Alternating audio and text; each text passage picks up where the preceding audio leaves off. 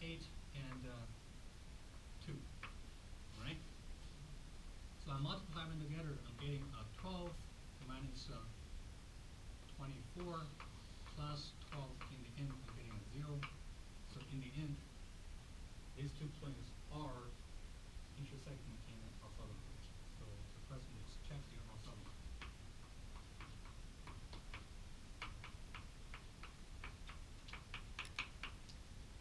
These two questions are very standard questions in terms of the following principle. Okay, let's think carefully here. So all these geometric objects we'll learn throughout the semester, I always want you to understand in two different ways. Okay, two opposite ways. In one way, if I know there's a point, I know there's a normal vector, I should be able to write down the equation quickly. Okay, I should be write down the equation of a plane or a line. On the other direction, if I already have the equation, I have the equation already, I should be easily able to tell all the geometric conditions. I should be easily tell what is the normal vector. If I want to put in several points on this plane, what should I do? For instance, in the first equation, I want you to pick a couple of points on this plane. What do you do? For x, y, X, y, then using the equation to figure out the things, right? Remember, for the plane, I already said this is a two-dimensional object. 2 or 3. One is given by the other two. You have 2 degrees of freedom, which means you can only freely choose 2 variables in the 3. All right. For instance, you can choose 0, 0. X equals 0, y equals 0. You're getting 2 for 0. Basically, you need to plug in these 2 values and solve for 0. So this is on the plane. All right. So I can easily pick, for instance, 0, 1, and then I can plug in this equation. I'm getting a minus 3 plus 6z is equal to 12. I'm getting 6z is equal to 15. So z is equal to 15 divided by 6, which is 5 divided by 2. Right? You can plug in all different numbers, but the point is you can freely choose the first 2, and then the second 2 has to, and third one has to be solved by the equation. Or you can pick yz and solve for x. You can also pick xz and solve for y. Okay? It is 2 degrees of freedom, which means you can freely choose 2 variables, and then you can solve for the third one. For the line, you only can choose 1 variable because it is a one-dimensional object. For a line, which is actually easier, you can choose t equals 0, t equals 1, t equals 2. You can pick all the points you want. All right? That was me. So all the geometric objects we're going to learn eventually. Today we're going to introduce a lot. 2 directions I want you to always ask yourself. If I know the mathematical conditions, how do I put it into equations? If I know the equations, how do I tell the geometric meaning in terms of the normal line, in terms of the directional vector, in terms of the points, in terms of the intersections, all those geometric meaning of the object. That was me? Okay, so next we're going to learn so-called quadratic surfaces. What we call quadratic surfaces.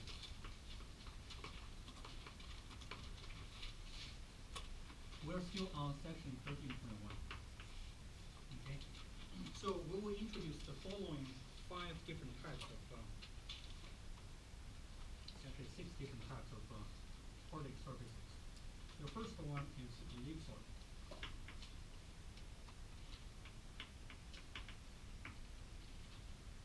Second one is elliptic.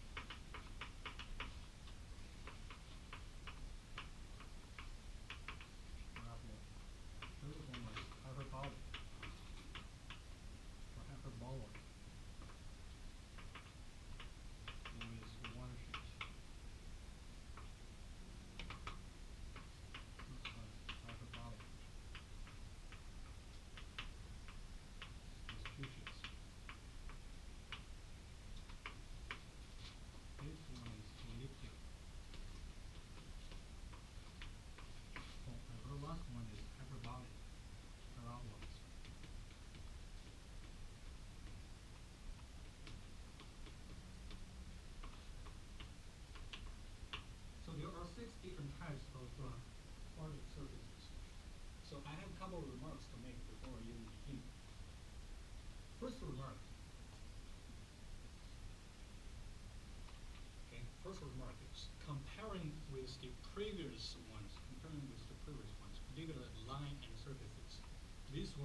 not linear objects anymore.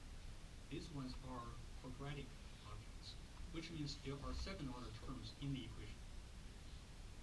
Okay? There are second order terms in the equation. So throughout the semester, if I'm writing the equation, you see all the terms are linear, they're either line or plane. But if you have quadratic terms in there, they're definitely not a line, not a plane. If there are only 2 degree in the equation, if there are only second order terms, they must come from one of these 6 different types. Okay? Linear, simple, and plane. Quadratic is not easy anymore. That's the first remark I'll make. Second remark is going to the plane. So if we're looking at quadratic curves on a 2-dimensional plane, we actually introduce a couple of them. So I want to talk about the quadratic curves in R2 for a little bit. So this is just a small review. We actually did this in the first class. So x squared over a squared plus y squared divided by b squared is equal to 1. This is the standard equation of an ellipse, right? So this curve looks like the following: is a straight circle. If a is equal to b, it's going to be exactly a circle. Right? If a is different with b, you have a as the x-axis and b as the y-axis. Okay? We'll also call a and minus a are x-intercepts. And minus b and b, or b minus b, are the y-intercepts. We'll actually learn about a couple of quadratic curves as well. For instance, we learned about y is equal to, say, ax squared. This is defining a parabola. Okay? So this one is probably our favorite. Parabola, if a is constant, this one is going to be opening upwards, passing through the origin. So the x-intercept and y-intercept are both 0, 0, 0. Right? So we can talk about x-intercept is 0, y-intercept is also 0. We can also write down, say, x is equal to a of y squared.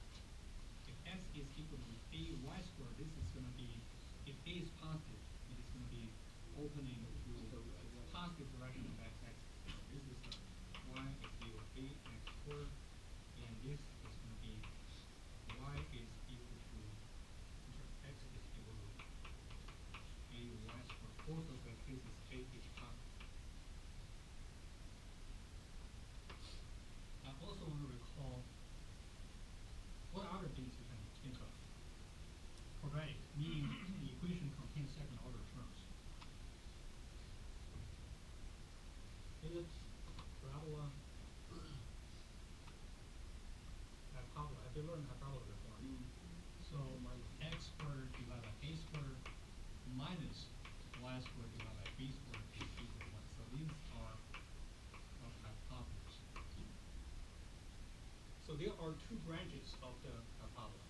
Right? If x is positive, these 2 branches are intersecting with x-axis. Right? Bear with me. Intersect with x-axis. So these are the ones.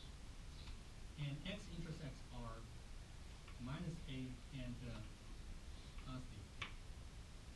If I'm switching the order, y squared divided by b squared minus x squared divided by a squared is equal to 1. We're getting 2 branches intersecting with y-axis. Right? So these are the 2 branches. So the y-intercepts are b and minus b. So I'm not going to write down the whole sentence, but here I'm saying for this hyperbola, the x-intercepts are minus a and a. There is no y-intercepts. For this particular case, the y-intercepts are b minus b. There are no x-intercepts. Okay? And there is actually a degenerate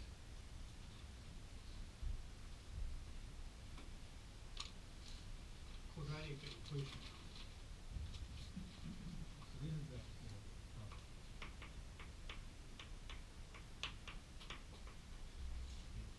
a generated equation which is x squared minus y squared is equal to 0. It is still second order equation, but it is sort of degenerate because the right hand side is equal to 0. This one is degenerate also in terms of its picture. This equation can be factored by x minus y and x plus 1. So even though it is second order, in the end it is two lines, right? Either x minus y is equal to 0 or x plus y is equal to 0. So there are two lines passing through the origin. So this is x minus y is equal to 0. This is x plus y is equal to 0. So even though it is a quadratic equation, but in the end we're talking about two lines. So these are basically all the different types of quadratic curves on a plane. Okay? Quadratic curves on a plane, depending on the equation. So we should always remember those ones. We're going to gradually build on our structure from the quadratic curves into quadratic surfaces. There are a couple of remarks I want to make still. First of all, I want to look at this equation. How do I actually find this x-intercept and y-intercept in a mathematical way? You set the other variable to be equal to 0 and solve for the other one. All right? So in order to find all the x-intercepts, you set y equals 0. Y equals 0 will give you x squared divided by a squared is equal to 1. So x squared is equal to a squared. That's how you get minus a and a. All right? Similarly, if I want to find the y-intercepts, I'm letting x equal to 0. So y squared equals b squared. I'm getting a minus b and b. This is a universal way to find all the intercepts, no matter what you are finding, even in a three-dimensional space. If you want to find the x-intercepts, you set all the other variables to be equal to 0. If you want to find y-intercepts, you're setting all the other variables to be equal to 0. That's the first remark I want to make. And the second remark I want to make is for this particular case, some people are always confused about which axis you can intersect. This can be easily figured out by looking at the intersections. In this case, if I set y equals 0, I'm looking at the x-intercepts. All right? So x squared equals a squared, I'm getting minus a and a. Are you with me? If I'm trying to find the y-intercepts, I need this term to be 0. So minus y squared divided by b squared is equal to 1. This is never going to be possible. I have a negative term, or easily I have a positive term, positive minus can never be equal to 1. All right? So there is no y-intercept at all. That is why these two branches have to be looking like this. They cannot intersect with y, but they will intersect with x. Okay? This is the easiest way to figure out which branches they are. For this particular case, that's similar. You have a minus sign in front of here, you can immediately see x can never be intersect. You cannot make y equals 0 and make this equation still okay.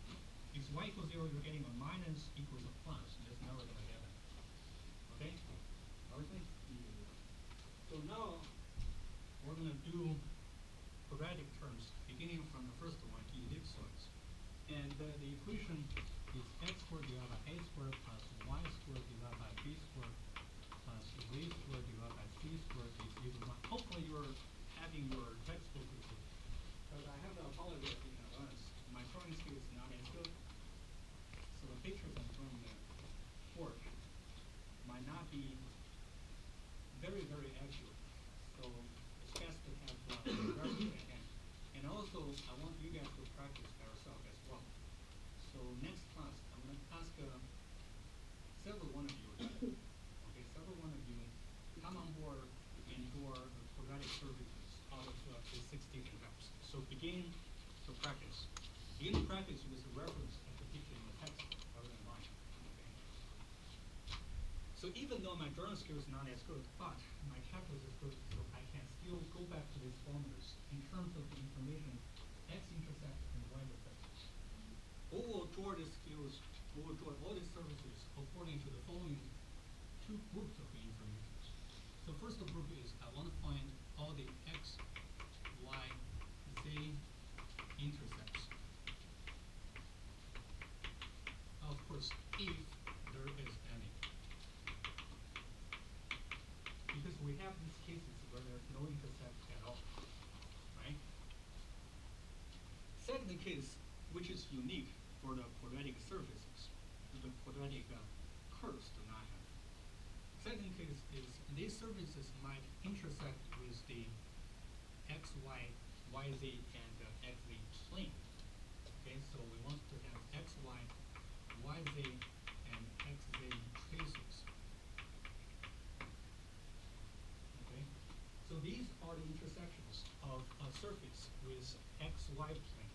So xy trace is the intersecting curve of the surface with the xy plane. Similarly, yz trace is the intersecting curve of the surface with yz plane, and xz trace is the intersecting curve between the surface and xz plane. Okay? I want to stress one thing here. The traces are all curves. Right? These intersections are the surface with the axis. They have to be points. Are with me? These ones are intersecting curves because it is between a surface